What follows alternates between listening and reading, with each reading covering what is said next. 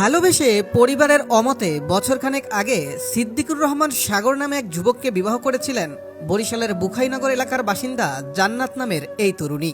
তবে সেই বিবাহ টিকে ছিল মাত্র 4 মাস। বিবাহের 4 মাসের মাথায় যেই সাগরকে ভালোবেসে নিজ পরিবারকে ছেড়েছিলেন জান্নাত, সেই সাগর করেন প্রতারণা। কোনো প্রকার কারণ ছাড়াই বিবাহের কয়েক মাসের মাথায় জান্নাতকে ডিভোর্স দিয়ে দেন সাগর। নিরুপায় জান্নাত পরিবারের কাছে ফিরতে চাইলে সেটাও সম্ভব হয়নি। পরিবারের কটূক্তি আর মানসিক হতাশা থেকে আজ দুপুরে বরিশাল নগরীর স্বাধীনতা পার্কে বসে করেন তিনি। এ সময়ে নিজের পাশেই কাফনের কাপড় সহ মানুষের জানাজায় যা যা দরকার হয় প্রয়োজনীয় সবকিছুই পাশে রেখেছিলেন তিনি। বিনা কারণে আমার ডিভোর্স দেয় আমার স্বামী। আপনার স্বামীর নাম কি? সিদ্দিকুর রহমান সাগর, পরে কি উনি? ইঞ্জিনিয়ার, কোথায় বাসা? পতাং সাইবার। মার্চ মাসের 22 তারিখ 25 সালে। আমার সাথে শান্তি করবে না, হ্যাঁ, আমাকে ভালো লাগে না।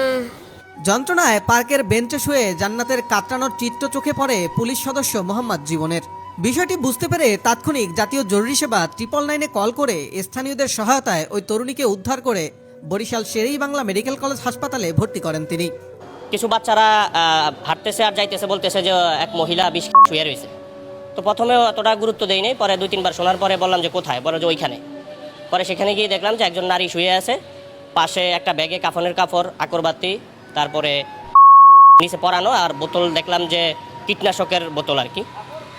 তো স্বাভাবিকভাবেই যতটুকু বুঝলাম যে ওই মহিলা মোটামুটি পূর্ব প্রস্তুতি নিয়েই আসছে, যে তিনি, আমি জানতাম যে এটা নৌ পুলিশের এরিয়া। তারপরও আমি 349-এ ফোন দিই এবং কোতোয়ালি থানায় যোগাযোগ করি।